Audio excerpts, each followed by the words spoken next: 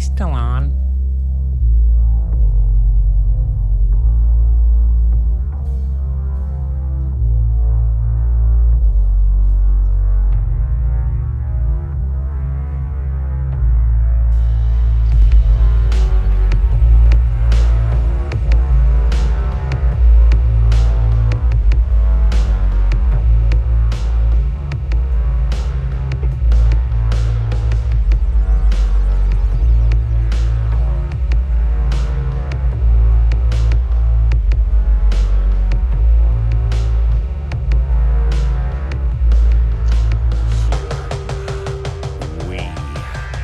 Go. You got the title. You know what's up. We got Primo on the line. Sandor is in the house. It's just Jim Finn and Joe. Thanks for coming aboard.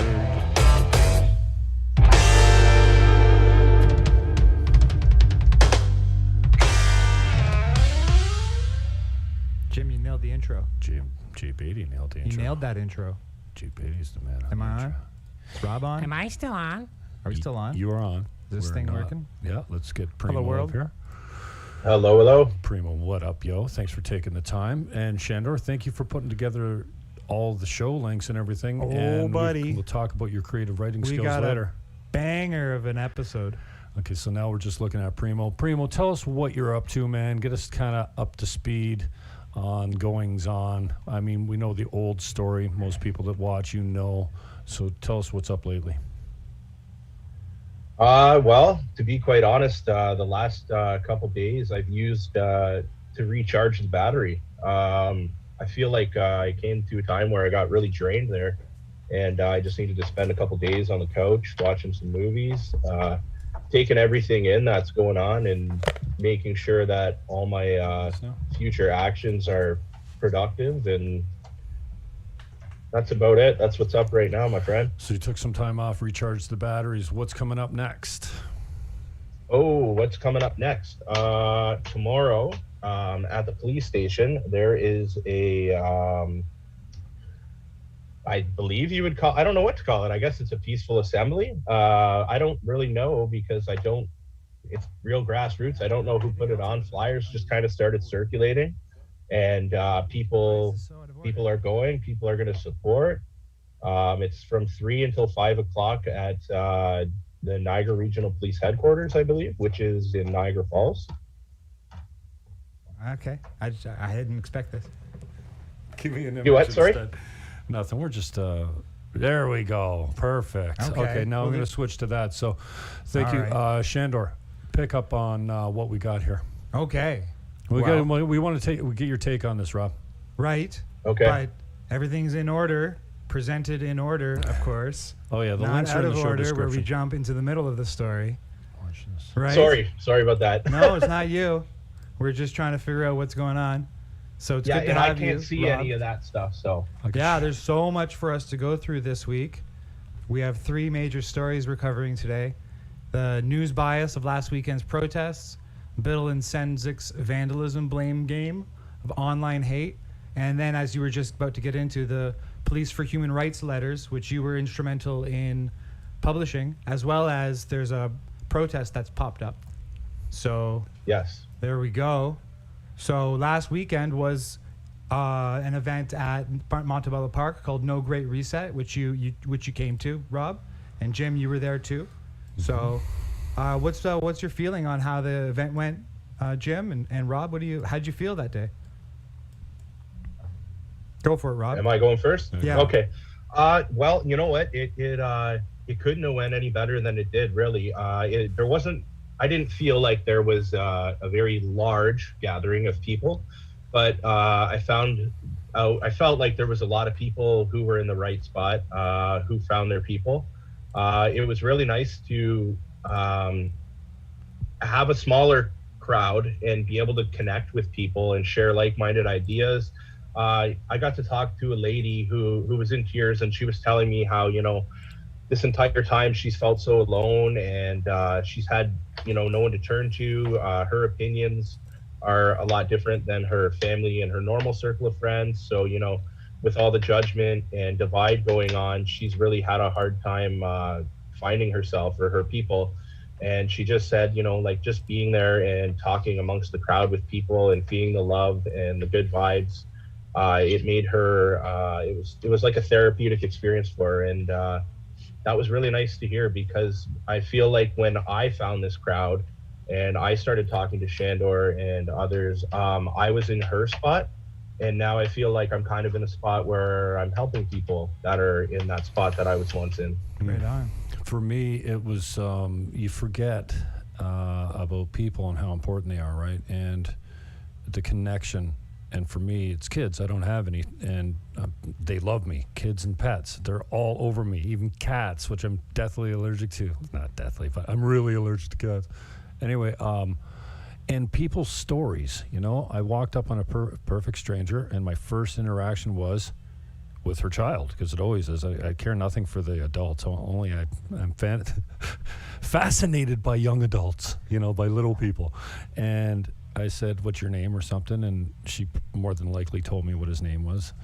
And then she said, "He's really awkward after this lockdown in public around crowds." And I said, "Oh yeah, you want me to show you around?" And he came straight. I walked away, and he followed me. And it was the most amazing. He fell flat on his face with his drink, spilled it all. I said, "Don't worry about it. Leave that there. We'll come and get it later." I knew it was done.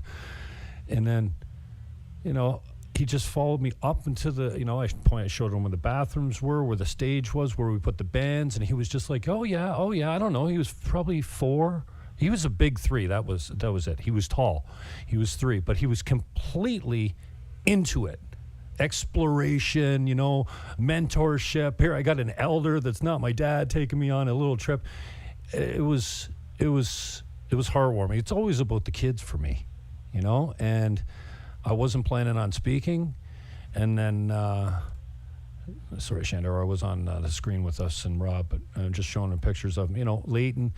You know, it was, I felt moved to get, and I'm not the guy, I don't look for the microphone everywhere I go like everyone thinks I do. I'm not that guy. I'm more a guy in the background.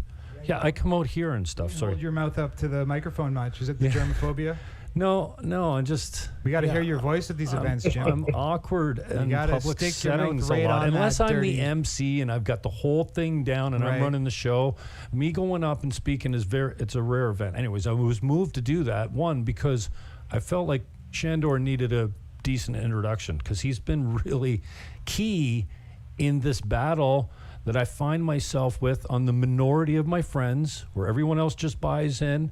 It kind of breaks my heart that everyone's just kind of buying in. So you guys are my boys, you know what I mean? In a time when we really need the men to come together and stand and lead and take the shots. And I don't know, man, it's a confusing time, but for me, that thing, it got me. And then I stuck around because there was another event afterwards, and there was more kids, and they had the whole pavilion taken over. And I just went up there and stood around for a few minutes and went, like, this is heaven for me, just watching kids running around. They're so fucking wicked. I can watch them all day. Anyway, so for me, and then you guys have kids. And, you know, there's a shift when another being comes into this earth that's more important than you. And you guys fight for your kids. And I'm fighting for the kids, but I'm fighting because I feel like, where are we? Are we really having these conversations about segregating people by medical status? Yes, we are. And you know what, Rob? The only hope I can have, and I'm going to keep saying this because nobody's invented it as a possibility, because I didn't before I heard it. You know why vaccine passports aren't going to matter 2 years from now? Because coronavirus and COVID will be gone. Yeah, right. We don't even, we're not hopeful enough in this fight right now on the front line to even invent that as a possibility. I wish I could remember who suggested it to me. Someone recently. And I'm like, okay. Wow, you're right. You're probably right. Okay. Like the last SARS came and went, right? Okay. Anyway, that's my story. It's all about the kids. Yeah, I mean, it certainly wasn't a den of villainy collecting in Montebello Park. And opposite. Yeah, well, the message I had for the event is the same title of today's episode, which is the answer to demoralization is morals. And we've been demoralized over the last 18 months, and it's come out in our own behavior. And so, I mean that collectively as well as individually. And so that's the message I was bringing forward to, and I wanted to play a clip of that. And Rob filmed this for us. Thank you. Just play a quick clip to sort of set the tone of what values and principles were being championed on that day. Cool. I don't think I'm breaking that bail condition now, but I want us to reflect on what the hell kind of bail conditions are those. Yeah. For 4 months, I've been sitting at home, unable to organize an event like this. I mean, I guess I could have, but every time I do, I'm risking my liberty. It's not fun being in a cement box, and it's not fun communicating to the public that that's what happens to you. I want to inspire you, not scare you. What kind of example did I set? Did I scare you by getting arrested? Did you not want to get arrested yourself because you realize that it sucks? I mean, it is scary, and it does suck. And so we've been demoralized. And to me, the answer to demoralization is morals. I know it's a turn of phrase, it's a little cute little word play. Demoralization, the answer is morals. Well, I mean, I don't want to be a square or anything. Yeah, so I basically go on to say, you know, don't swear in public, don't throw rocks, don't insult people, be your best self. And then, of course, the event was about other issues, but I did hit that point. The answer to demoralization is morals. I'm someone who went into a Shoppers Drug Mart and peeled up stickers, which is an act of mischief.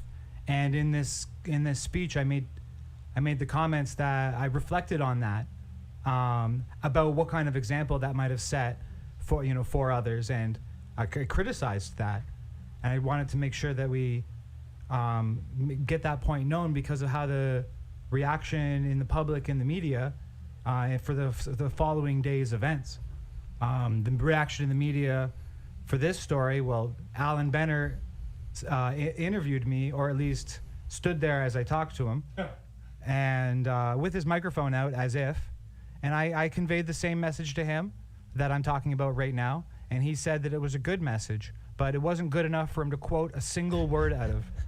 My name, our names, our purpose was not included in this coverage of the event, and instead anti-vaccine protesters are putting themselves at risk, says HIRJI.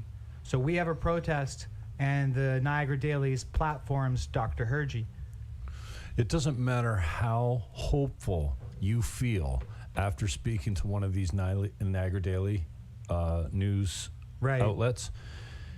It's strange because I'm so resigned and cynical and pessimistic now after being through it for so long, and then being on the other end. I used to get positive press, if you can believe it. They used to like me before. Oh, sorry, you're down a little bit, Primo. But it's strange how, after you leave, I said, so the media was here. Yeah, Alan Benner was here. He's never done me any wrong, which is totally like us. Until you knife me, I'm not afraid of you. Right? Until you attack me. And he's not a Twitter bully. You're good. Right? Yeah, he's never on not. Twitter. I actually don't know what his bias is. And what which did is I probably say a good to you? thing. Did I say something to the effect of, oh, yeah, well, let's see how, because you said it was a very good interaction, a good conversation. I controlled him. I think you got your message across. Right. And then just to ignore him completely, I don't even think we were prepared for that. We were prepared to at least be made to look bad, not just ignored. But there you go again. You give a 20-minute interview to a press guy, and he doesn't use one single quote. It's like Bill Sawchuk on the beach. Mm-hmm. Talked to Tim for 20 minutes and never quoted him. That's fine.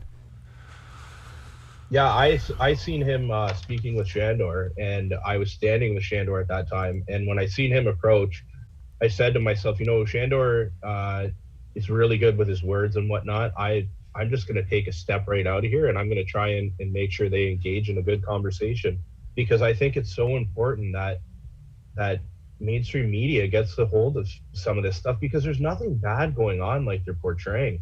So I once again, I had a little bit of hope that just maybe this good conversation would come out publicly. And I was so inspired that he showed up that I even went on stage right away and grabbed the microphone and said, guys, I just seen something happen. And even though you all conducted yourself beautifully, I was, you know, we've all been so upset with mainstream media the last couple of years for the divide they've caused. But maybe it's time when they do show up, we make sure we respect them and we give them a chance, because here and there we're seeing, you know, like they'll cover a little bit, like one story out of every 300 stories against us. Maybe they'll throw us a little bone here and there. So I was very hopeful that day that with all the families around and kids playing soccer, parents connecting with each other, some parents going on the platform and talking about alternative education plans. I was really hopeful with all the positive connections and good messages and good vibrations that day that maybe there would just be the smallest amount that would help stop this division. But of course, he didn't mention a thing. Description of who was there, why it was there, what was happening. Instead, just the accusation that we're putting ourselves at risk, and the implied accusation that we're putting our children at risk, which sucks. Thanks. Yeah. So this guy here on the left in this photo, this is the fella. So after the event was sort of starting to wrap up, suddenly this guy shows up and starts throwing up his middle fingers and saying "fuck Trudeau," like yes, at the top of his lungs, and the kids were all around him, and they had to like vacate. The parents started taking kids away from the guy, and then we're like, all right, I'm out of here. I grab my kid, and I see that Alan Benner's there, and Alan Benner is someone I met 1 year ago at Niagara Region when we did our protest there, and it was a fair protest, and actually he did a fair report conveying what our views were.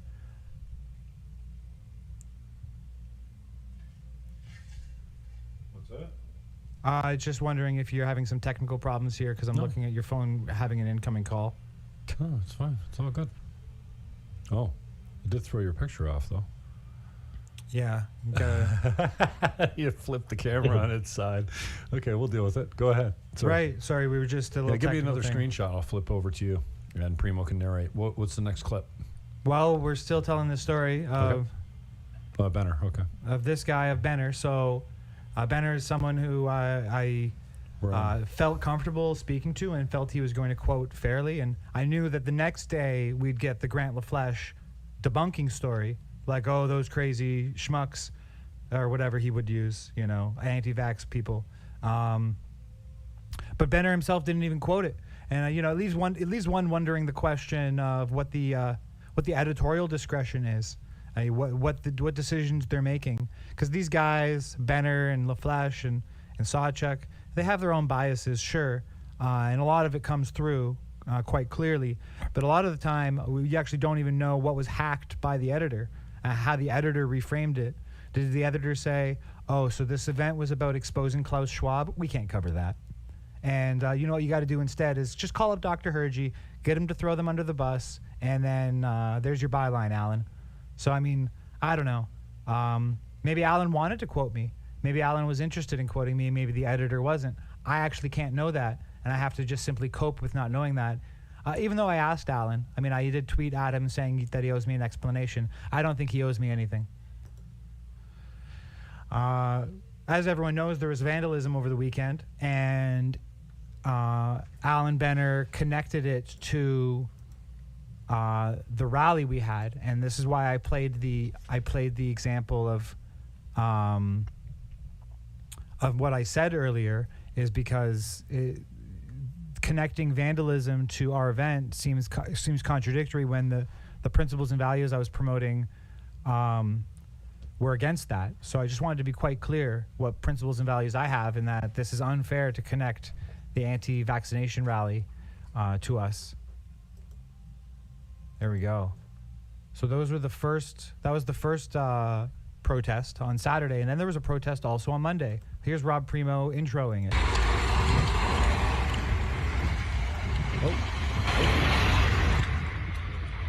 Look at all you beautiful people on the right side of Canadian history, taking a stand against medical segregation.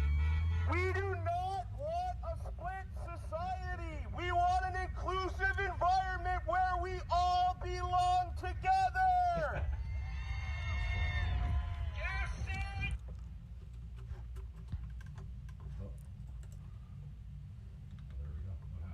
There we go. Oh, is So that as long as it is? Nice job, Primo.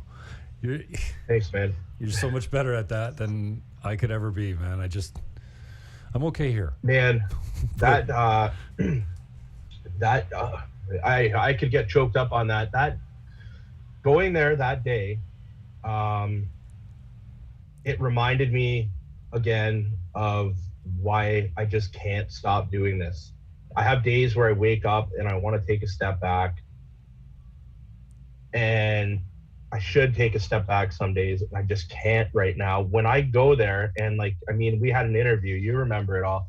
When I'm talking to students, like we're talking students here, like the one girl is like going into her 5th year of criminology or whatever. Like these people are being denied an education simply based on making their own personal informed medical decisions. It doesn't matter if you're for a vaccine or against it. Everyone, in my opinion, every Canadian should have the right to choose any kind of thing they do medically. That's nobody else's business. And, you know, I talked to another gentleman that we may have a clip of, I'm not sure or not. Now, I didn't even ask because it's none of my business, so I didn't ask, but he belongs to a religion that vaccines go against his religious belief, and this gentleman cannot attend school. And this gentleman even went on to tell me that he also has never had any other vaccines in his life before, based on his religious beliefs. Never had a vaccine, and now they're trying to force him to get this vaccine so he can go to school. He's even provided a religious exemption, which Brock University has turned down.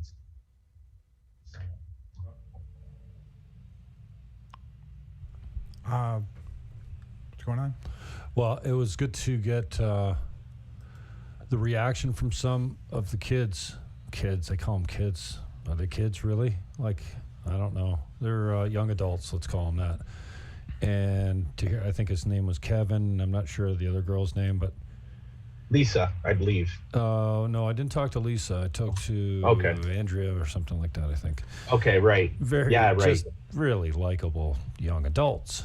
And so, again, I get where your emotion's at, because, you know, just stop fucking with the kids. I don't know how else to say it.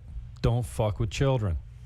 You know, don't mask children. I don't mean that in the literal sense, in the sexual sense. I mean, stop fucking our kids. Like, you're masking our kids. You're insisting they segregate in schools. You're making them afraid of everyone. And God help us, please. It's the only hope I have is that this is all for naught. It's just a lesson, because a couple years from now, we won't care about this shit. It just won't be a thing anymore. That's definitely not true. This is a program. I can't live in a world where this is the program. This isn't just something that's going to fade away. If you ignore it, it's not going to just go away. And you're right, it should, if it wasn't a program, just fade away, if it was just a virus, but it's a program. It's the flu. Okay. All other flus were canceled in favor of this one. Yeah, but now this is the Let's new just world call order. it what it is. This is the Great Reset. It's not just going away. All right. Okay, so it matters, of course, a whole heck of a lot. I understand your point, I think, which is that if it was just a flu, then we wouldn't need vaccine passports. You got got an image for me? I'm gonna flip your camera around. Well, I mean, the same thing happened to the Brock protest in terms of media coverage that happened to the Saturday protest, No Great Reset, where a group of protesters went on location to make their voices heard, and then the media used it as an opportunity to platform someone else. In this case, the immunologist professor MACNEIL, Adam MACNEIL, the very same who promoted and advocated and got the petitions going for the mandate. He got a platform in the newspaper with Alan Benner. And this report by Alan Benner starts after a weekend that saw the deaths of 3 Niagara residents. About 60 people gathered outside of Brock University Monday. So those 60 people, of course, gathered in contravention of the 3 deaths, which I think is, this is as full screen as it gets. I think that's that's sickeningly propagandistic. So that's not a good thing that they said that. That's pretty awful. Typical though. And then later in the day, right? Later in the day, Niagara This Week's Mike ZETTEL did a report. ZETTEL? Yep. Okay. Mike ZETTEL did a report. Very fair report. This is the same thing that happened in May when Musa Imran did a report with us. Niagara This Week it seems like there's a different editorial mind or something. They're just willing to hear people out and not necessarily editorialize and breathe their political views into everything. So I don't know what Mike ZETTEL's political biases are, and that's a good thing. But I do know what Grant LaFleche's are, and he replied to the Niagara This Week story. Full screen? Let's see here. Yeah. Right, so let's do image a new tab. Right, so we can do it like this. And like, I don't want to read this crap. I just want to point out that Grant LaFleche here says a couple of fact checks worth noting with the above story. Niagara PPC candidate Peter Terrace says, vaccines are meant to boost your immune system. They're not meant to allow you to go to a movie or a school. And LaFleche just goes on to claim that he's, debunking it. And I just think that's just typical LaFleche. He also mentioned the organizer, Lisa. That's this lady. Or she wasn't the organizer, but she's the one who set it up and got it started. Obviously, the students are intimately involved in this, and she's a Brock member herself, being a former student and a former employee or employee currently. And so this person gets dunked on by LaFleche for Film Your Hospital, just for being an admin of a Film Your Hospital group, I guess. Wow. So that gets a little LaFleche I didn't mention. see that. I know. I have to keep digging for this garbage. Let's see. And so that's, and then CHCH got in on it. So this might be a bit hot on the mic. So we'll just. Okay, I'm riding it. Accommodation will be permitted on the St. Catharines and Hamilton campuses. Ontario is reporting. Yeah. So it's just CHCH showed up. There you go. Peter Terrace tweeted about the protest, saying they were rallying against vaccine discrimination. That's a video courtesy of Lisa on the TV. There she is there. Vaccine mandate for students, faculty, staff, and visitors. Its policy came into effect last week, which means only those who are vaccinated or meet limited criteria for an accommodation will be permitted on the St. Catharines and Hamilton campuses.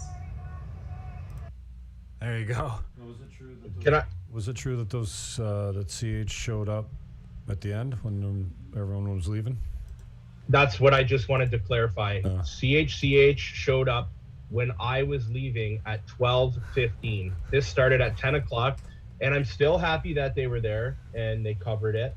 However, I want everybody that's viewing this to know that 75% of the people who were engaged at this rally had already hit the road when they showed up.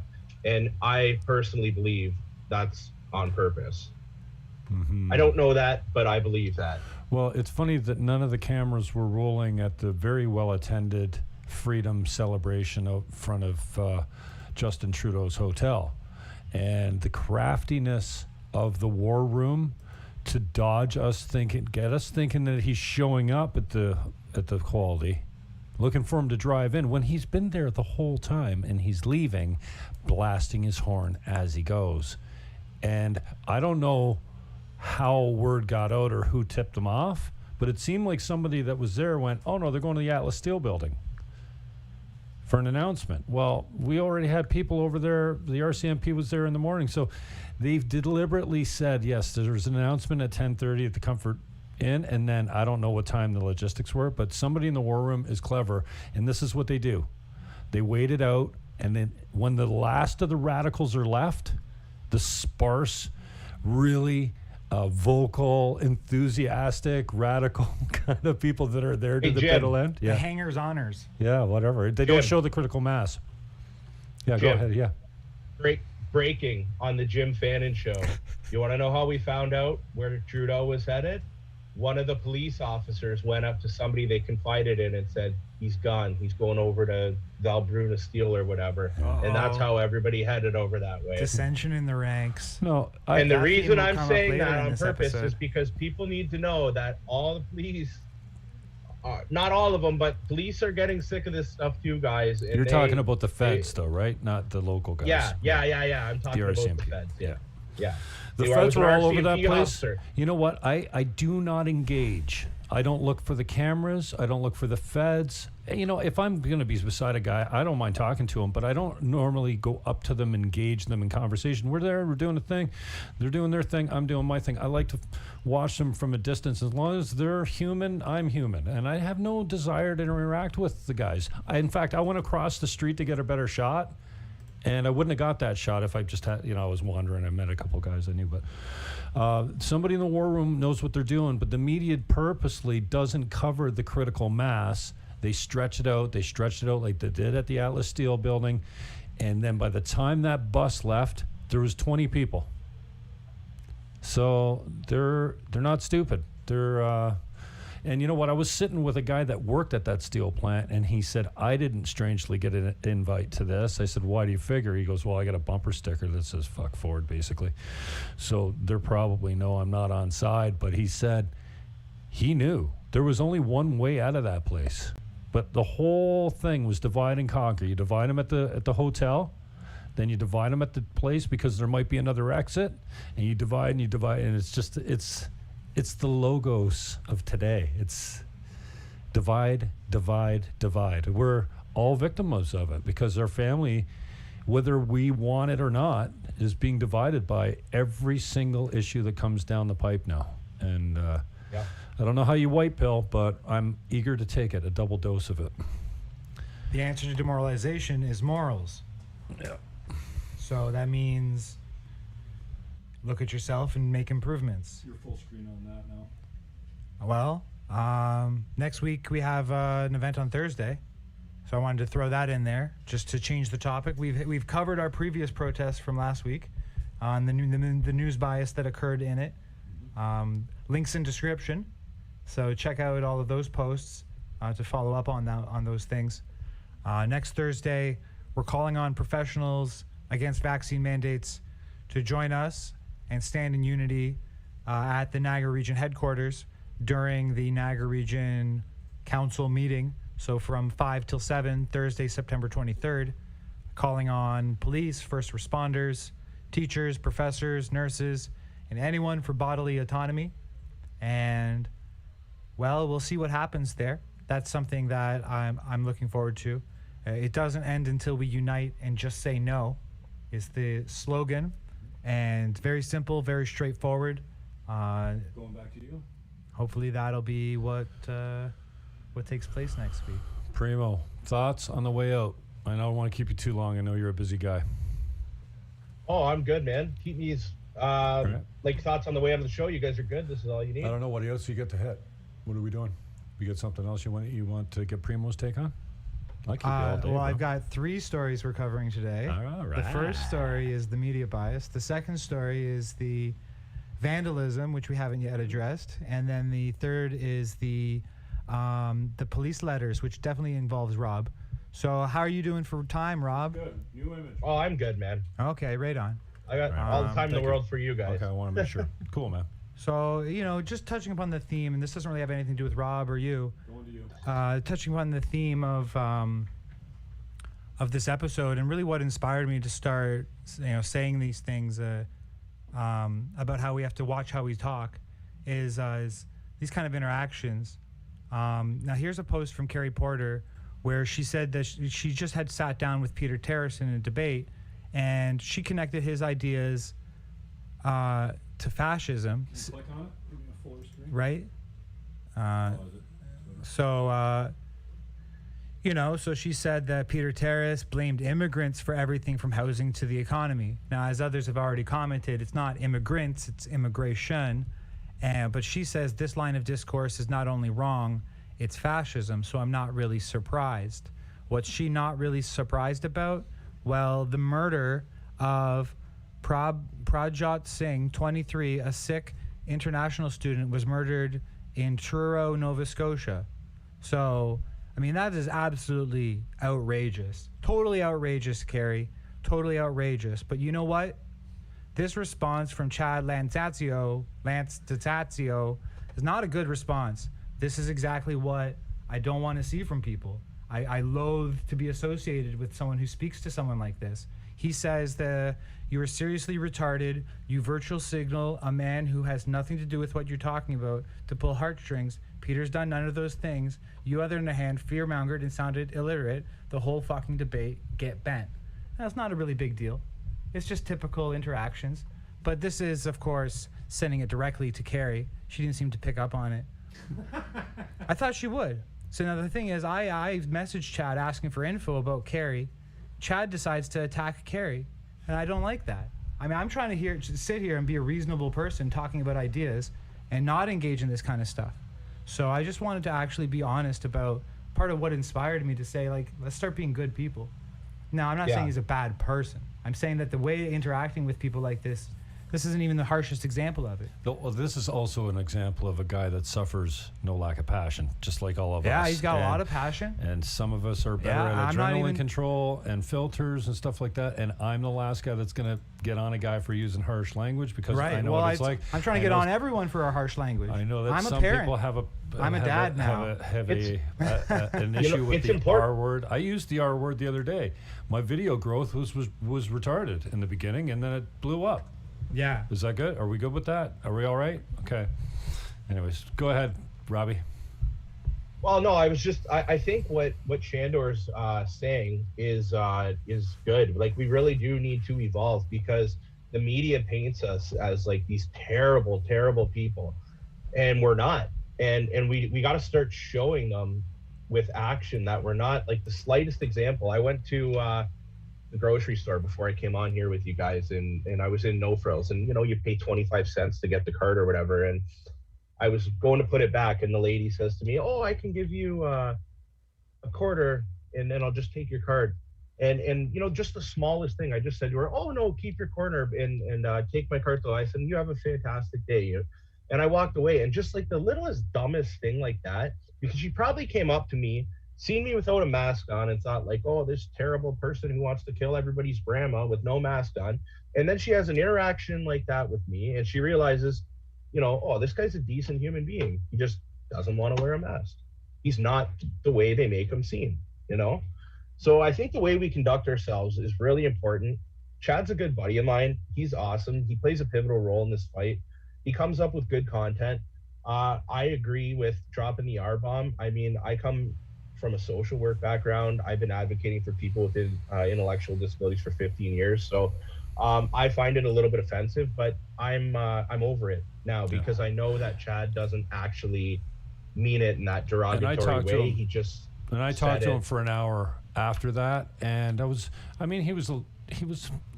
kind of a hot thing at the time. That's right. He was not happy that I had said to him like, "Hey, stop." But I think he's whatever. Like I spoke to him for an hour after that, and I thought it was a good interview.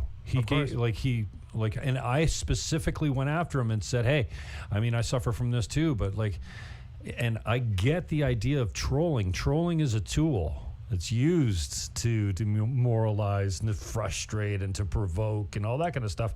I've become better at it. Maybe it's unproductive. I don't know. I think it's necessary. So I appreciate it a little bit. So I asked him, you know, especially, you know, because he leads a lot with his faith.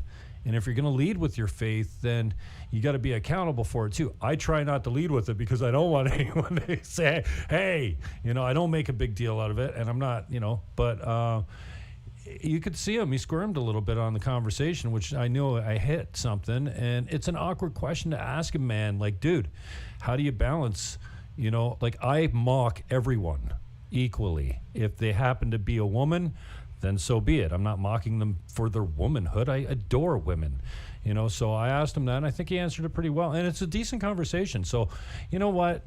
More than what comes out of our mouth, yes, we need to be responsible for it.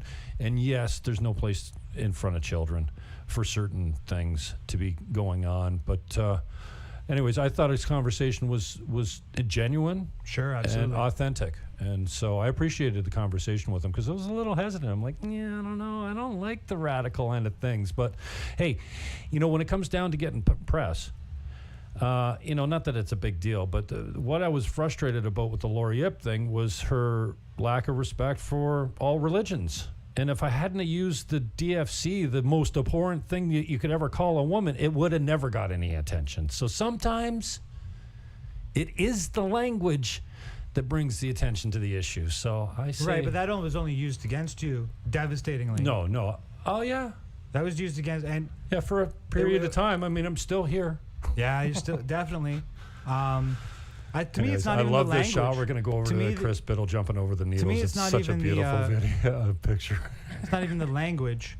It's... because swearing is the language of the people, and the people have their voice, and this is the voices of the people, and True the people enough. are speaking. So if they're going to speak in the language they're familiar with, which includes a lot of swearing, that's true. But as advocates, if you're going to try to communicate across class lines, Absolutely. my whole point is about communicating across class lines and communicating across party lines. So on your own little platform, you can say pretty much what you want, but if you're actually reaching out to someone, going into their space, do not be vexatious. That's the whole thing. It's actually not the F words. It's the vexatiousness. Yeah, and that's you're right. my whole and point. You can say F words if you're saying it funny. If it's a funny F word, like, what the fuck? And the mainstream, it's like I told Rob and other people, if you want the mainstream media to pick up your chance, you can't say certain things. You need to make your chance funny or at least G-rated. So anyways. It's funny. I went from like being in the mainstream media literally like once a month, and I was like looked at as a superhero in my community, and now I'm like a villain. It's crazy. You're a superhero in my eyes, Rob. You're a monster. Thanks, buddy. That's all that matters. You're a monster, All right. brother. And you know what? Good on you for having a clear head. I know you don't mess around with the alcohol or drugs. This has been a tough time for those of us that do lean on alcohol and drugs. I don't care if it's sugar or nicotine or food or sex or porn or there's all kinds of addictions. We all got them. Don't fap. Yeah. And it's been really easy to be weak and hit the bottle. I'm not a big drinker because drinking screws me up way too much the next few days. I'm an abuser. I can get tricked. Yeah. I like playing cards with my boys, and we get carried away, and I don't have just one or two.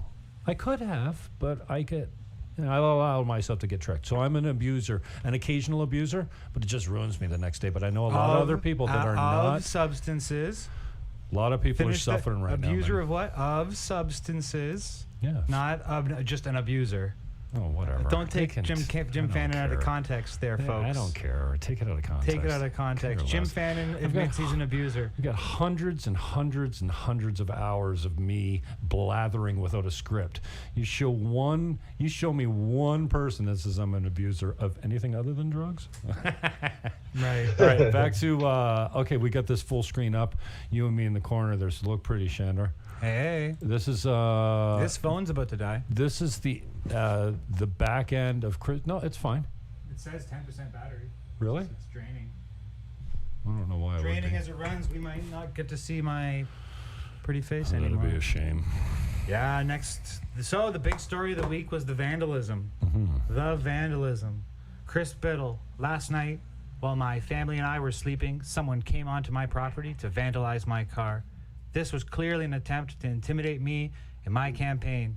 I am disheartened to see this, so but scared. I know this isn't who we are as a This community. makes me stronger. Only makes me stronger. So, Spray snow on my car. Yeah, so we've got a very thick lined snow spray snow. It doesn't really look like paint, but I'm not in forensics I'm not a forensic analysis. I'm gonna door knock the house later. We'll find out. You're just gonna go by? Yeah. Well, that's the thing is who knows where Chris lives, not me. Everyone knows. Do they all know? Yes. What is it? How's it? It's not hard to find, dude. Have you Okay. ever driven by the pen? All right. Well, that happened and was reported as happening, and it became viral. Oh, I can't see the retweets. It became viral, minor viral. People blaming the political opponents, which is a little bit awful, since nobody can know how this happened or why this happened. Let's see here. I wonder if the political race is so close that someone would want something like that to happen to cause some attention towards them. Oh, that's not the first Wow, time I've heard that what a theory ponderance. floated. What a ponderance. Very interesting. Rob. Members of the public were saying It's like we scripted it. this sort of junk. We can see on screen here. Going back to you. Yeah, we just got some of the examples of what people were saying in response to this news by Chris Biddle. You know, not hard to guess who's responsible. Best revenge, vote for Chris and get him reelected. You know, so I don't know why they think that they know who did it. Jim Sainsbury here says, this is the next level scumbag stuff. How far must this escalate until PPC and CPC denounce these trolls? All right, you ready to denounce vandalism? You ready, Rob? Who? Hey, listen. You know who does vandalism? the vandal is the guy that has nothing to lose. I don't want to call him a loser. Right. But he's lost mostly everything already. And has no faith in By anything else. getting picked up on some security camera is not a deterrent to this individual. This Right. individual has nothing to lose. Again, I'm not calling him a loser. You could call him that because you think he's a multiple-time loser right now. This man, guaranteed, if this is, I mean, you know how small the chances are this is a woman? The same amount of respect that we... Okay, are you going to something? Whenever you're ready, just setting it up for you. Okay. I got Walter Senzik's response here to Chris Biddle, the vandalism at Chris Biddle's. So we'll take a quick look at that. The matter of the fact is that we're all human beings. The matter of the fact is that we're all human beings, and we should be treated with this is the short the same version. amount of respect that we would expect. You know what we So want is the first- long version. We really do because of the quality of the content. So we have a 2-minute version, the 2-minute incident clip of here of Walter vandalism that took Senzik, where he's going to describe sort of his response. And I think it's interesting. Before we go, Primo, you got any thoughts on this? Before we hit the video? Thoughts on, sorry? Well, first on Just the Biddle's. whole on Biddle's, yeah. thing. I don't know, man. It's just, like, there's so many different possibilities that I think the worst thing they could have done was just point the finger at a select group of people. Like, there's such a divide right now, and we definitely don't need to promote any more acts of hate or violence or whatever could possibly transpire out of this. I mean, it's way offside. It's way unfair. I mean, who knows? You never know who this could have been. This could have been someone whose daughter might have committed suicide during a lockdown and has finally had enough. Like, I don't know. And I know that's a wild assumption, and that's why we shouldn't assume speaks things. to your own biases on it too. I mean, it could be someone from a completely different perspective who knows him personally, who knows him for all sorts of reasons. Yeah. And that's, of course, all of that is granting that it wasn't some sort of inside job, right? All of that is the speculation of, it's granting that there's some reason this happened and it wasn't pure cynical optics manipulation. resident who is... So we got this response here from Senzik. And following up on the election, I just want to briefly comment about the incident of vandalism that took place in St. Catharines on a St. Catharines resident who is the St. Catharines MP currently and also part of the federal election currently. And it's unfortunate to see these kind of incidents happening. It's disheartening to see this in our community. There's been an increase of harassment when campaigners are visiting doors. When other candidates are going door to door, they're getting met with racial slurs. And this is here in our community. So when people say that racism doesn't exist in St. Catharines, just listen to what some of the candidates... I thought that him mentioning that weak would have been notable for us today. Just wow. Yeah. I didn't get that. Right. So ouch. We'll finish the comments. Kind of hate that you're seeing with that vandalism that was taking place and those kind of behaviors is not something that that I think any of us would ever condone. And it is a poison to democracy. When people talk about democracy, they don't talk about that kind of democracy. They don't talk about the freedom to be able to express your hatred towards someone or to be able to vandalize some of their property. That's not democracy. So I think just people need to just understand that when it comes to politics, there's healthy debate, which I think we all appreciate, but that divisiveness that's come into this has to stop. It's not healthy for anybody. So I know all of council supports this feeling because we're all elected folks. We go door to door, and we see the feedback that comes in on social media. This is not a new phenomenon, and the online comments that have been surfacing over the past little while. Shut up. Is just an example of what I guess what people feel that they can freely do on social media without any kind of retribution. But So just to cut him off for a second there. Thank you. So he was talking about the vandalism of Chris Biddle, but also had to include racism on the campaign trail and online hate comments. So that's where this clip is going. We'll finish it up. The matter of the fact is that we're all human beings, and we should be treated with the same amount of respect that we would expect. So the person who did the spray painting, would they want someone to show up at their house because they don't agree with their position and spray paint their front door? Of course not. It was a cowardly act, and I hope they catch the person. But I think the people who are pushing these kind of acts or who are encouraging these kind of activities, they need to stop and they need to check themselves as well. So, who's pushing vandalism? No one. I don't know anyone who's pushing vandalism. Who do you think he's referring to, though? Oh, the radical hate groups. Who are they? Online. How many? The I've never actually seen these hate groups. NIAGARAs of the world. Oh, so do you think he's referring to us? Yeah, definitely. Well, that doesn't make me feel so great. Okay, so let me tell you a little bit about Wally SENZIK. Okay, Wally SENZIK was the head of the Grape and Wine when they changed their name and rebranded as the Niagara Wine Festival. He was the GM at the time, head of the board, to my understanding. Wally SENZIK was also the GM of the St. Catharines St. Catharines Thorold Chamber of Commerce. St. Catharines Thorold Chamber of Commerce was a decently sized group. Wally SENZIK fought to bring all the the chambers under one roof and call them the Greater Niagara Chamber of Commerce, except no one came.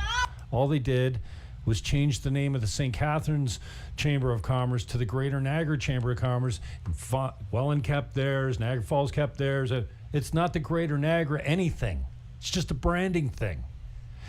Wally SENZIK is one of the most exclusionary entrepreneurs, leaders, or politicians of our time. I know it firsthand. As a Green Party guy that was always looking for a space, always looking for a way to hang out, I wasn't in his little clique.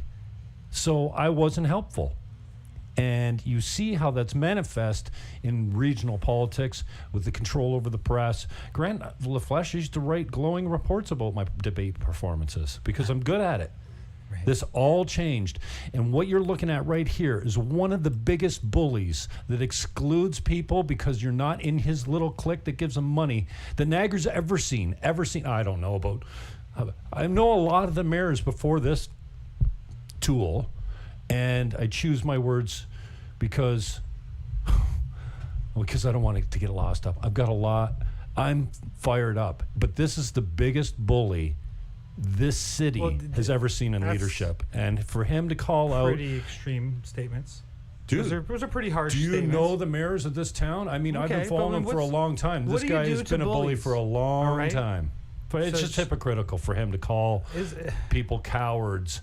And, the people committing violence are cowards, absolutely. But they also have nothing to lose. He certainly has, in the statements he made here, he portrays himself as if he engages in open civil debate at any given time, which just isn't true.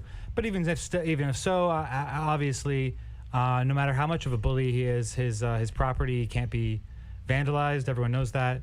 But what it kind of looks like is a copycat, or the same guy did it twice. So we'll actually get to see what happens next. We have here, he says, act that comes in on social media. This is not a new matter. The fact is that we're all human. He says the phrase, you can see it actually right here quoted. he says the phrase "my front door." She takes And a picture. he's actually referring to, like, speculatively, you wouldn't want your front door to be vandalized, but then not even 8 hours later, his own front door ended up looking like this. And this is an image through the Niagara dailies. You know, on the left of his yellow door, it says "fuck communists," and on the right, it says "communist NDP." And then we also have some images of the car as well.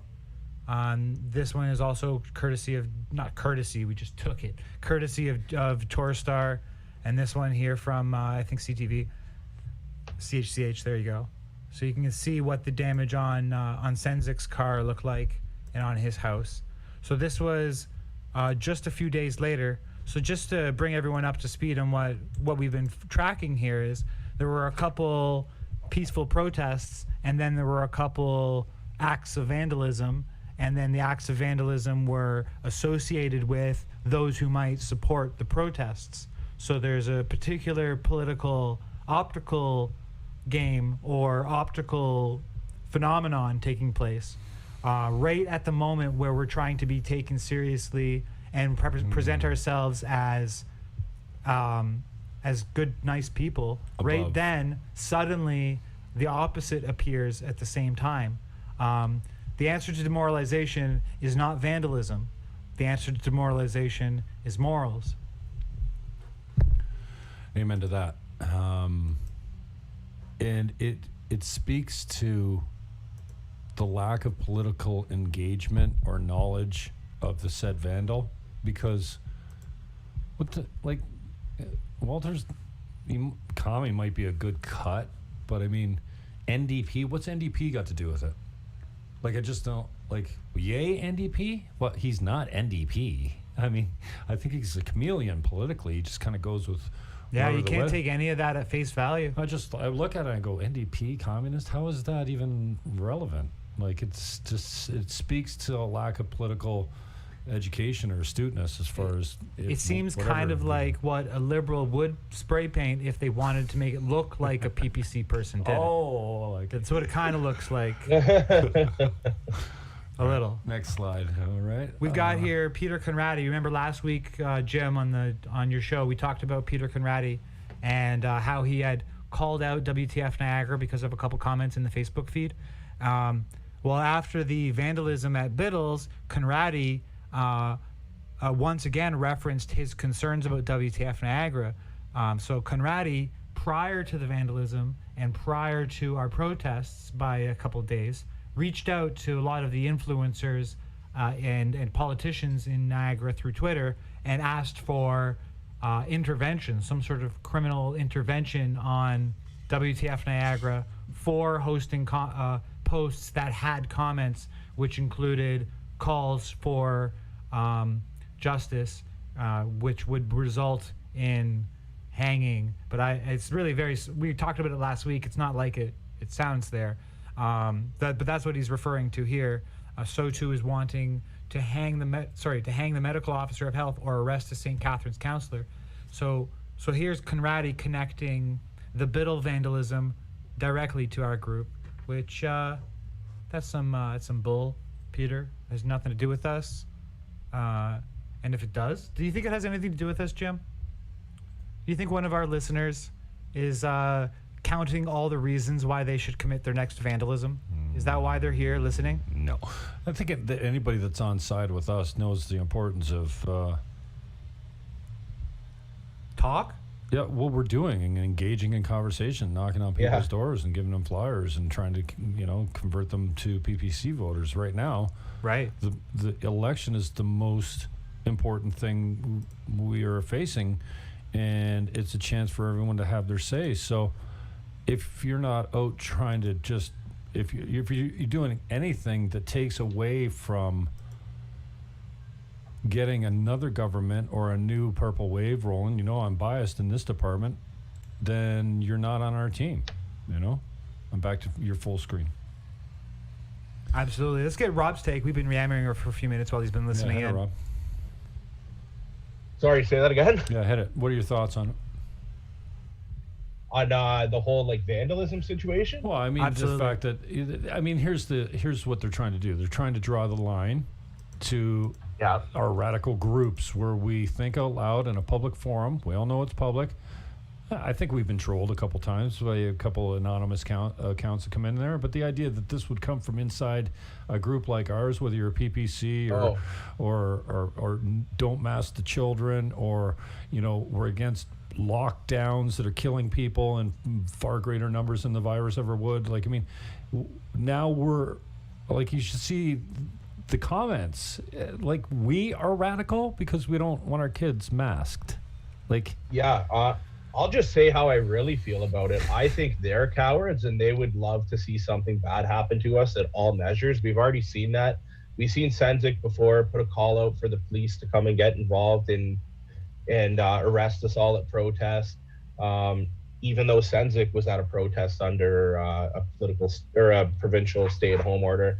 So you know what? I don't have too much to say other than I'll just say straight up, they're a bunch of cowards, and I think they would love to see bad things happen to us.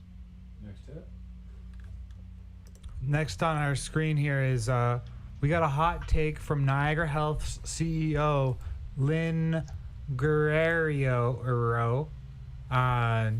So Lynn says, referring to both vandalisms, this senseless, cowardly act and the similar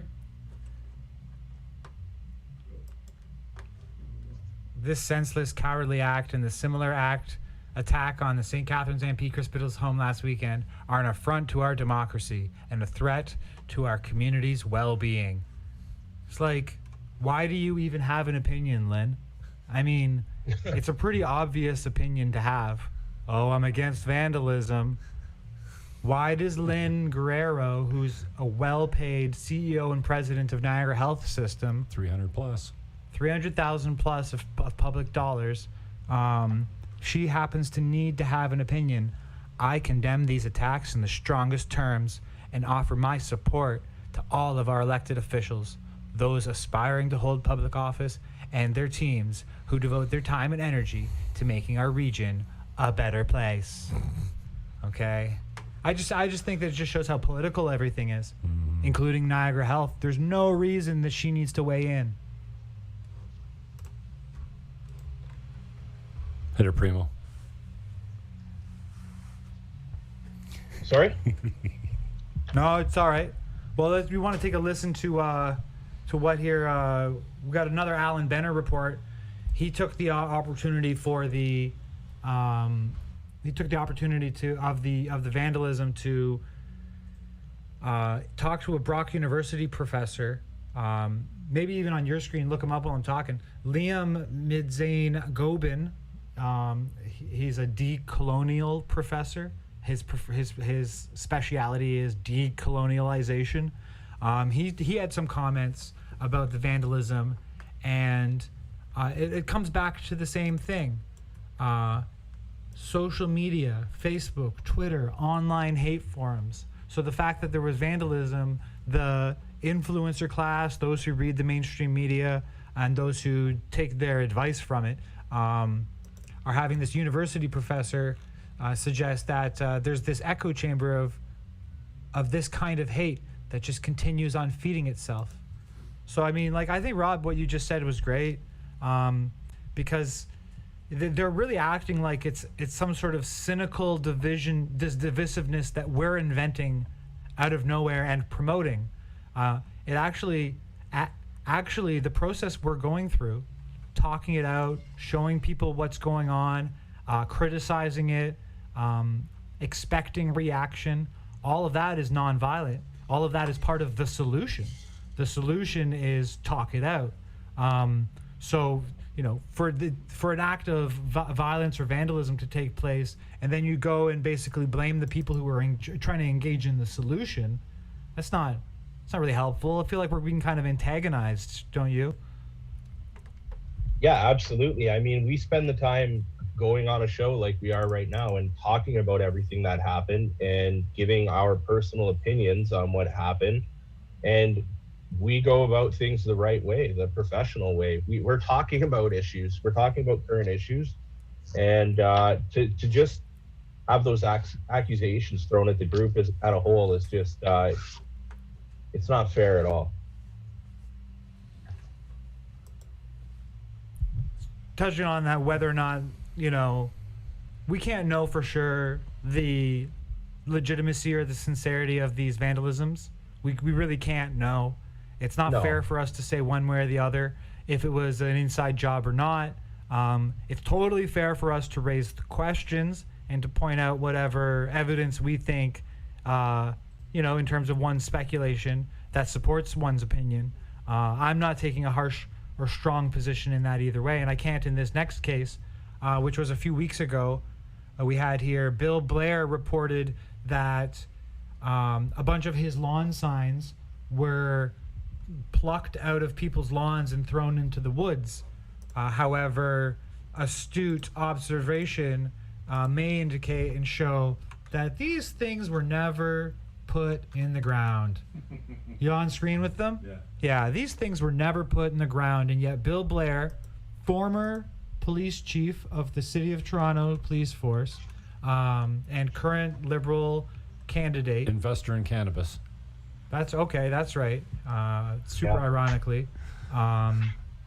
So that's just a case of, you know, suspected false flag attack where you're going to blame your political enemies. Oh, poor me. I've been persecuted. You should vote for me. I think it's bull, in my opinion, and I just want to bring that in as another case study in comparison to these incidences. This Bill Blair one is obviously a little less bad. Like, look, you don't go on someone's property and damage it. And don't even peel up social distancing stickers. I don't know. But, like, they're very different actions. There's totally different actions. So it's like people have such strong opinions, though. It's happening everywhere. It's not like it's just happening to these guys. Like I was telling you, you know, I think I've gone through maybe 15 to 20 no more lockdown signs this year. People come to my house and they'll rip them off and they'll take them down the road and they'll toss them, or they'll bring scissors and they'll shred them. I've had my tires slashed. I had people threaten family members of mine online. I've had people get in my inbox and tell me they're going to kill me. These are things that nobody should have to deal with. But what I'm trying to say is, unfortunately, when we put ourselves out there and in the positions we are, or political positions, people do this, and it sucks. It's not right, but it does happen. And it's happening to me currently, you know. It is what it is. And so it's hard not to eye for an eye or fight fire with fire. But indeed, the point of antagonism and the point of goading the public is to get the worst out of them, to bring the worst back out of them. And so it's important for us not to be antagonized. If somebody calls you on for a fight, take the high road. That's my opinion, and I know that you have been doing that. So I appreciate that. Yeah, man, I've always been one to think that, like, really your actions are way louder than words. Even, you know, no matter where I am, I try and keep the peace and keep the love going. I think that's the most important message right now. Like, right now with what's going on in Canada and everyone being divided with this vaccine passport, it's ridiculous. Like, it's everything our country is against. Everything that we were taught, we're doing the exact opposite right now. Well, I want to say a few things. One is I want to say that no matter how bad these bastards are, never hit them back. No matter how much we point out how egregious their actions are, really the pointing them out and telling the truth, I think, is far more powerful than some sort of punitive act of response. And I've got a clip here I was going to throw to, and this is a bit of a flashback clip. I've got a clip here of Chris Biddle from May. Some of the viewers of the Jim Fannin Show and followers of WTF Niagara may remember when Chris Biddle referred to anti-vaxxers as a societal scourge. So, I mean, that is actually kind of threatening language. I mean, imagine being labeled, and he did label me and this other individual, Jeff, specifically as a societal scourge.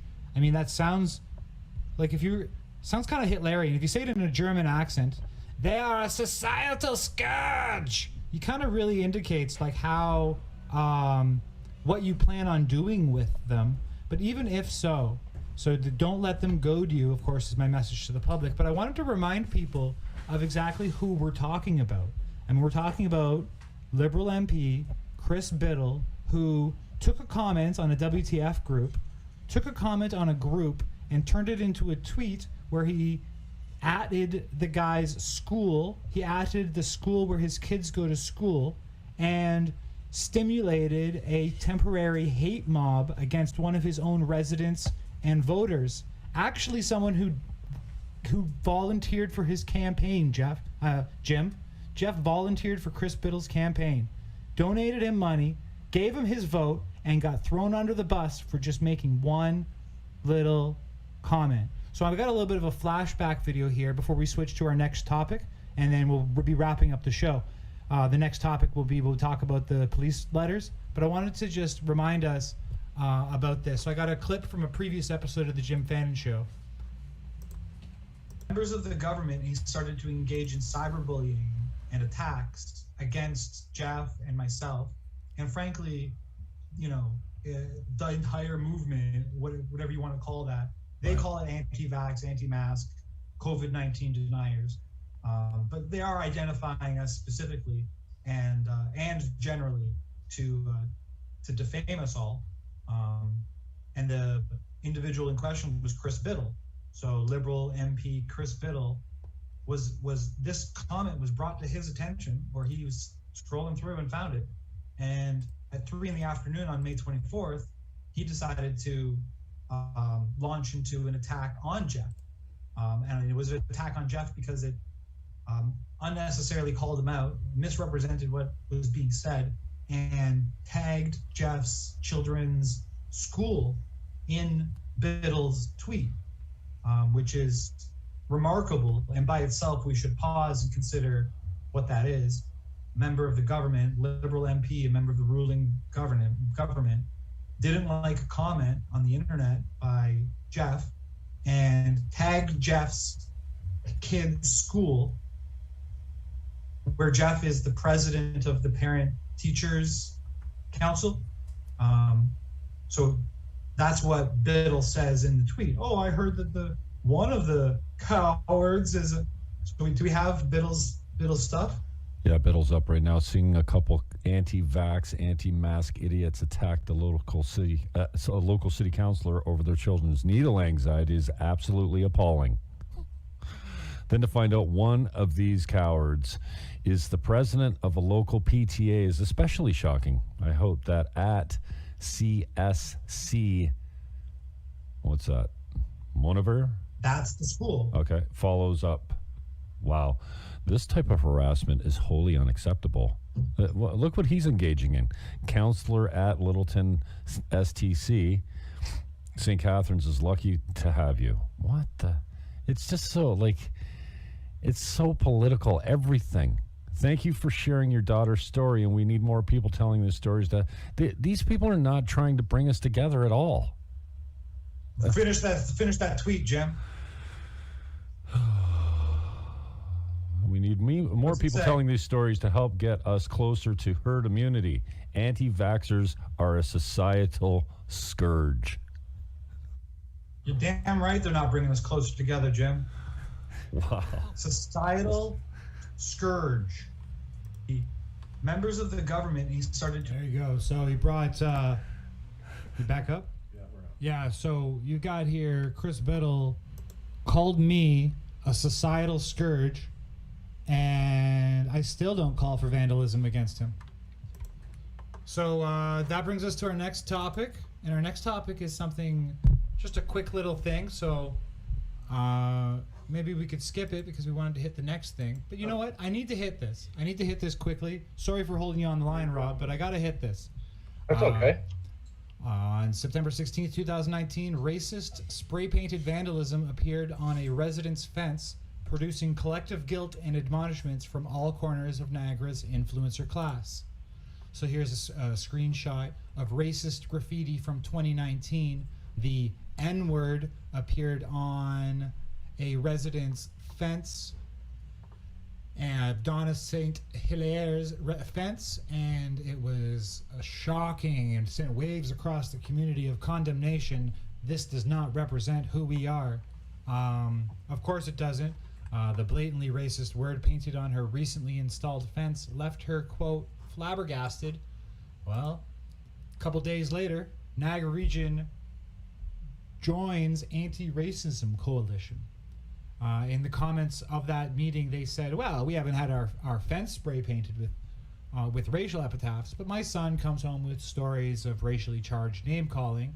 And so as a result, 25-0, Niagara Region passed, joining the UNESCO Municipal Inclusive Municipalities Coalition. Okay, the inclusive, it's so hard to say these duck speak words.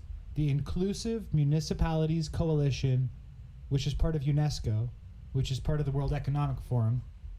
I have a screenshot here. So here's Laura Yip's campaign from 2018, which was called Reset the Region. And at first it was called the Canadian Coalition of Municipalities Against Racism and Discrimination, but they shortened that down, thankfully. Reset the Region, Laura Yip, this was her policy. In the presentation, we have here a corporate feminist using World Economic Forum screenshots about closing the global gender gap. This was one of the reasons Niagara joined the Inclusive Municipalities Coalition, I guess. Don't really know what that means, but I do see the Sustainable Development Goals there.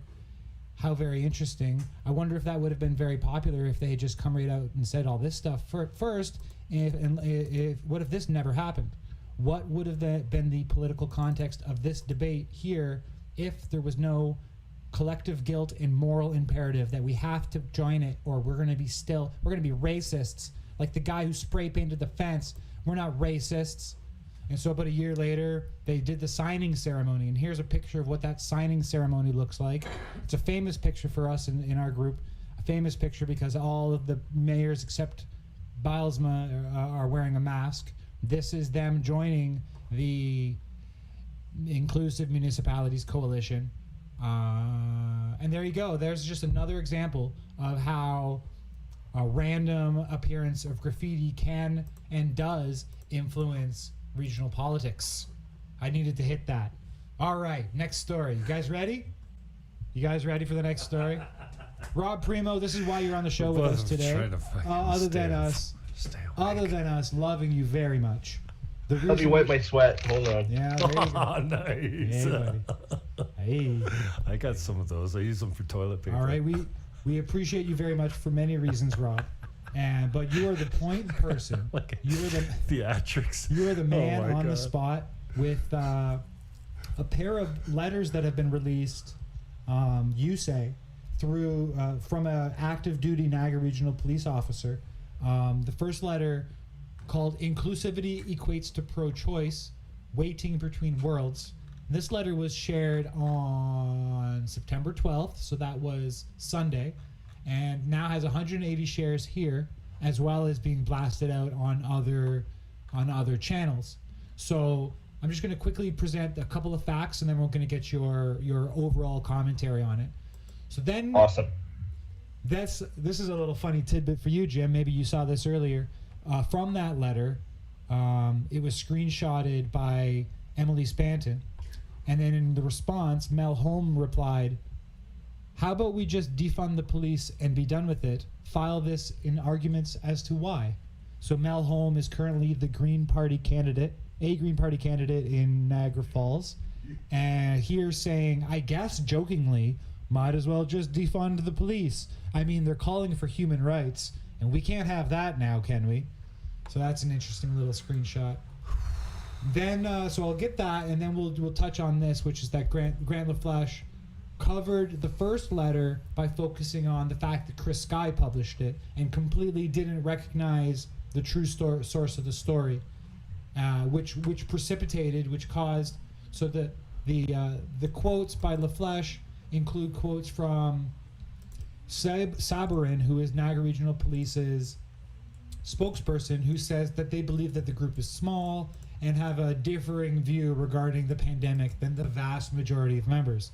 As a result, the officers decided to send a second letter through you, and so this is the second letter where the group doubles down and reinforces its position. So that brings us pretty much up to speed on the Niagara Police United for Human Rights letters. What's going on with it now? What's happening with it? I guess there's not much you can say about how you got this kind of source, but I mean, has anyone from the media contacted you to confirm my claims and your claims that you are the source of these letters? Nope. I think they know better. This is the issue at hand. It's not a small collective of officers. I have talked to several officers. When I started going to protest a while ago, I started thinking that a lot of the things the police were enforcing, not so much locally, but at different protests, were a direct violation of the Canadian Charter of Rights and Freedom. So I started trying to give them the respect and time of day, and I would go up to them and I would put my phone in my pocket and I would turn it off, put it away and say, hey, listen, this isn't for the camera. I want to talk to you guys one-on-one. Are you okay with what's going on right now? Are you okay with these laws? Are you okay with what you're enforcing? Do you think this is the right thing to be doing? Do you not realize you took an oath, you know, to uphold the Canadian Charter of Rights and Freedom, and you're not doing that due to this emergency order and this special clause in the Canadian Charter of Rights and Freedoms? Now, I've had a lot of mixed messages from different police officers, but I can say as a collective, different agencies I've talked to, not just the NRP. This happened in Hamilton now. This has happened in Toronto now. Where else did I talk to? One in Kitchener, Brampton. There's been a whole lot of different places, man. And as a collective, just police officers in Ontario, most of them agree that this is a direct violation of what they stand for and the oath they took. And they're all scared of getting punished or reprimanded by coming forward. And they need to come forward in numbers. And when they tried to come through the right way internally through the headquarters, they were set back. They were jammed into a corner right away locally. So now they have had to take other avenues to try and come out with their beliefs. And these police officers, they're the good ones, guys. They're not doing anything wrong here. You know, they really did take an oath, and they serve and protect the people, and they work for the people, and they are funded by the people. They're loyal to the people, not the government, and they really want to let the people know that without losing their job. They need to get that message out there before we end up in a situation like Australia's in right now. And I'm sure you guys have seen a little bit of what the kind of things that are going on there. And there's a lot of good officers that do not want to see an us versus them kind of thing, because it's very dangerous what's going on there. And I salute these brave officers who want to take a stand against this now and make things right before it's too late. Absolutely, we do too. And I just want to focus, Rob, that just goes to show you. That just goes to show you that if you had spent your time with your mind made up about them, swearing at them, then you wouldn't have built a bridge with them, and they wouldn't be in a position to communicate with you now to the public. So I mean, you're embodying the very principle that we've been trying to promote, which is, you know, set aside your, you know, assumptions and your hard feelings and broach these topics with people, and it might turn out well. Now, so far it's turned out in terms of them feeling comfortable using you as an activist to getting this message out there. That's actually quite remarkable by itself. It's not normal that you were like, hey, how do you get this message out there? Let's get it out through the activist network. That's really quite interesting.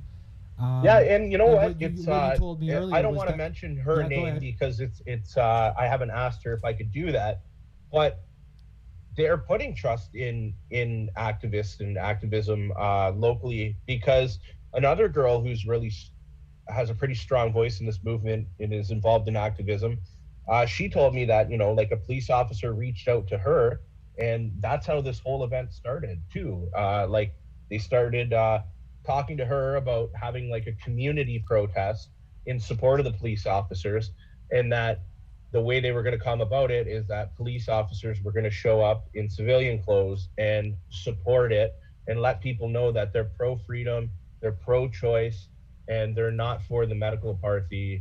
That's, if I just said that word right or not, that's been going on. Apartheid. They don't want any part to do in it. No part of apartheid. No, for sure. Well, that's good to hear. That is good to Apartheid. hear. Thank you. Yeah, that's all right. It's an Afrikaans word which means apartness. And I think we're seeing a true. We're gonna know next Thursday when we're gonna ask. We're gonna ask tomorrow, police officers and whatnot. Can you please come and stand at the region too? It's gonna be very professional and very peaceful and very right. But we need everyone to see that, you know, That's it's right. not a We've got bunch of that on screen yahoos now. standing together like Doug Ford tries to say. And we're starting to see the trust and realize that not only do we need the police for things, they need us for things, because I understand that even you had a conversation with an officer today, she or he, I don't know, but you know, they're putting trust and faith into activists because they know that we all need to work together to see a better Canada. That's right. So, I mean, we can't exactly confirm who's starting this event, but we know that there is an event tomorrow. The event at Niagara Regional Police Headquarters, which the address is there's no address here, 57 Valley Way, Niagara Falls, Ontario, from 3 to 5 p.m. on Friday, September 17th. There will be an assembly to support the letter. It says here at the bottom, in support of the Inclusivity Equates to Pro-Choice Waiting Between Worlds letter circulated by anonymous NRPS members on social media. So in support of that letter, there is this event. And then secondly, and separately, next Thursday, 1 week from now, we'll have the Just Say No event at the Niagara Region headquarters. And so, you know, we're hoping and calling for first responders, police, teachers, etc., to join us there for a unity demonstration. More information would be available on that soon. So let's just quickly talk about the Chris Sky angle on this. I was just going to ask if I could clarify that. Yeah, so we're going to talk about the Chris Sky stuff. So the phrase "just say no" first appeared in media in the 80s thanks to Nancy Reagan's Just Say No campaign. It has been reappropriated recently by Chris Sky and others to just say no to the mandates. They're only mandates, they're not laws. All you have to do is just say no. So this event is called It Doesn't End Until We Unite and Just Say No. And I thank Chris for his advocacy and his clear, strong messaging, which we've all benefited from. But at the same time, I see this tweet from Chris on a press release I know came from Rob Primo, which says, Niagara Police double down, only from Chris Sky. Okay, Chris. I actually asked him, well, what do you mean? I didn't really hear a response, so I don't know what he meant by that, but it came off to me as only from seems exclusively Chris Sky exclusive, and that's just not the case. And that kind of, I don't know, maybe I'm autistic and I'm really very, very specific about things. And like, I know that's not true, but that took place. And I'm like, okay. So then we have this event poster was released on the 14th, but then it was updated, and it was updated to this second poster. So the first poster has the police building, the address, all the information. The second poster has 20% of it taken up with the names Chris Sky and Mad Dad, which I think kind of takes the whole attention away from things. Is this a Chris Sky event, or is it an event for the officers? So I just thought I'd throw those couple of points out there and give you the opportunity to address those kind of perceptions, those kind of thoughts. I know that a lot of people on our side both appreciate Chris Sky and are a little bit leery of the circus that may surround him. So any thoughts you may want to contribute to the event that's taking place tomorrow? Yeah, so I mean, I don't want to speak too much to the event because, like I said, I'm not putting it on, so I actually don't really know what the plan is, but I think it's kind of like a grassroots thing, and people are just going to show up and do whatever. However, I can speak to Chris Sky's presence being there, which is on the phone with him last night. The only reason Chris is going here is because he's been villainized, and we've seen that for a while now, and he wants to make something clear that he stands beside any police officer who's doing the right thing and getting out in front of the right side of Canadian history. And as somebody who has been targeted by the police a lot in the last year and a half or however long it may be, I think personally for him, it's some sort of healing for him to be there and see them do the right thing and stand up and, take their oath pretty serious to uphold and respect the Canadian Charter of Rights and Freedom. This isn't about Chris Sky tomorrow at all, and I might even I am willing to take some blame for that. I know the police officers would like to see as many people in the community there tomorrow as possible, and I mean we all would, because why wouldn't we want to support them on this? So I kind of used that as an opportunity to say, hey, Chris, let's go together. And Chris was like, yeah, I want to be at all of these things that the police are doing. Like he wants to be there for them, and he wants to let the Blue know that even though everything that's happened, he backs them and that they can help us get through this. So Chris isn't even allowed to be at a gathering with 100 people. It's against his bail conditions. So like he's going to be like down the road somewhere tomorrow, like sitting at a table or something. And if any officers have a question for him, they're going to be able to go down the road and ask him if they would like a shirt or whatever. He said he's going to be giving shirts and books away to them. This isn't like, oh, Chris is going to show up, everyone's going to smother him, he's going to jump on the megaphone, do his United Non-Compliance speech. We've already had that here in Niagara. We already had that a couple weeks ago. This is nothing like that at all. So you're right, the flyer is a little bit misleading. So that's why I want to clarify this. It's going to be nothing like that at all. So now secondly, Mad Dad coming. Mad Dad came to Niagara and gave this very powerful speech to the police. It was also very intense. I think at some points he might have crossed the line, but at the same time he didn't, if that makes sense. Like I think he really gave it to them, and I think they kind of needed to hear it the way it was presented by him, basically because of his background in law. So I think he wants to come tomorrow to do the same thing, just support and say, hey, like you guys are doing the right thing. With the tyranny going on right now, like I can't work in this system currently either. We need to stand up together and fix this. And yeah, that's the plan. This is all about the Niagara Regional Police taking a stand and upholding the Charter of Rights and Freedom tomorrow. This has nothing to do with Chris Sky or Mad Dad. They're just there to be a part of this and watch it happen and encourage officers to come forward. Absolutely. That's good to hear that clarification and all of that, so that we know what's going on. And then just 1 week from now will be the event I described at Niagara Region. So that's still kind of the specifics of which are up in the air. But I mean, with any luck, we'll see some support from members of the community that we've been referring to police and police members. I made some comments this week that I wasn't necessarily impressed at first with anonymous officers finally drawing the line when the needle was coming for their own skin. I mean, I can appreciate that everyone has their red pill moment, and maybe that's it. Maybe that is their red pill moment. And so, I mean, I made some comments about how are they against mandates or are they against being mandated? And really at this point, if they're against being mandated themselves, that at least means that they're not in a position where, well, at least we're mandated, so of course we're going to enforce you being mandated. So that does bode well. Hopefully we can see them standing against mandates in the future with us. Yeah, absolutely. You know, there's everybody's got an opinion and a different view, and I think one thing we need to do is realize that, you know, medical segregation on all levels is just a terrible idea.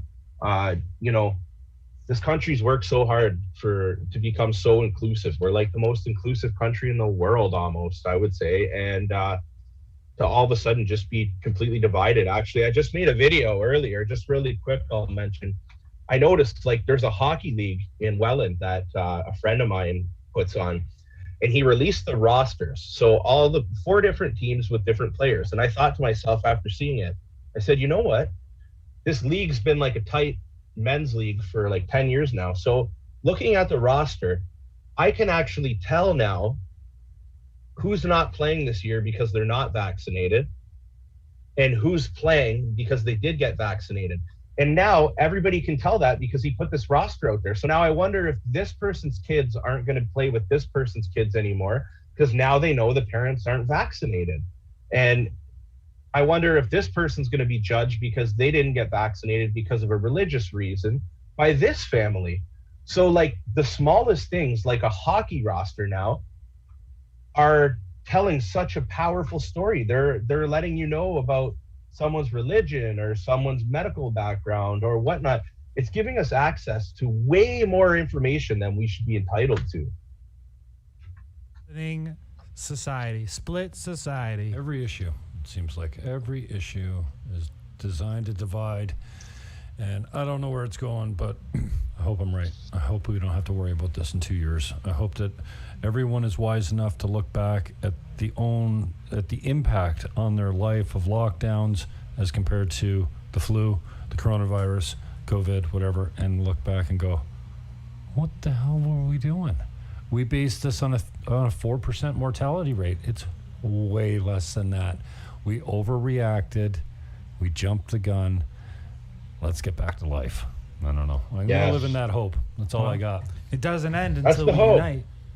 And if we all start doing our part, like, I mean, you guys both are, I know that, like, even having, like, doing these shows like we're doing right now, this is way out of my comfort zone. I mean, I've gotten a little more comfortable now that we've done it a few times. I'm starting to ease in, but we have to share messages and we got to talk about things. And when mainstream media puts something out that's completely bogus, I think we got to jump on this platform and talk about it. And then maybe 30 of my friends will see it, 30 of your friends will see it. And hopefully eventually we're making a difference, because I don't know what else to do other than keep fighting against the system right now. Like, yeah, stay on the path. Well, you can't just fight the system. You also have to fight your own vices. Amen. That's right. The answer to demoralization is morals. Right. I keep trying to come back to it because I know that I actually haven't been the best ambassador for my movement. I've been an okay ambassador. I've been an eye-catching ambassador. I've been someone that people notice, but I'm also someone people already know. I think it's important to take responsibility for your ways of being and how they show up and how they can be unhealthy for everyone involved. Right. I have my ways of being.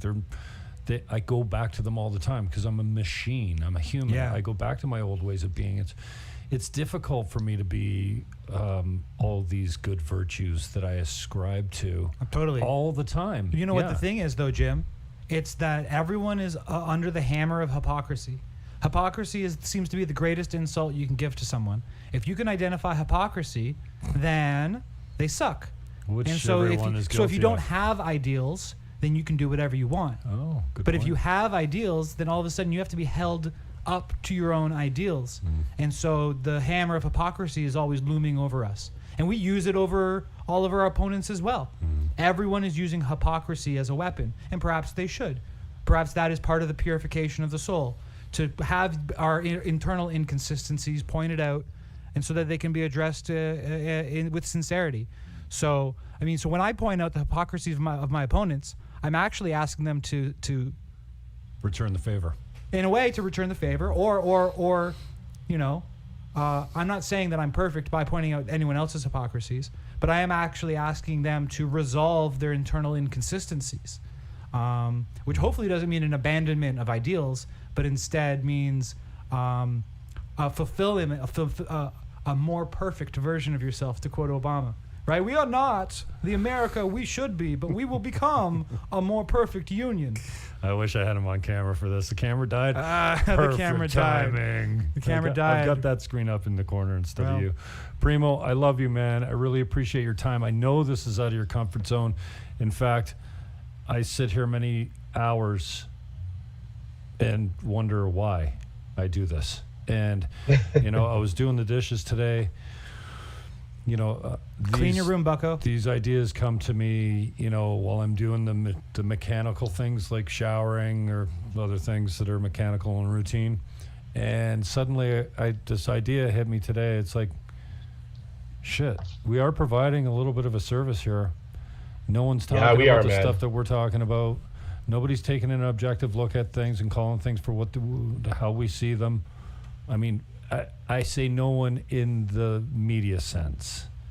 So we are you know, somebody referred to me as a journalist in alternative media. I really bristle when I hear those descriptions because that's not how I see myself. I guess I am.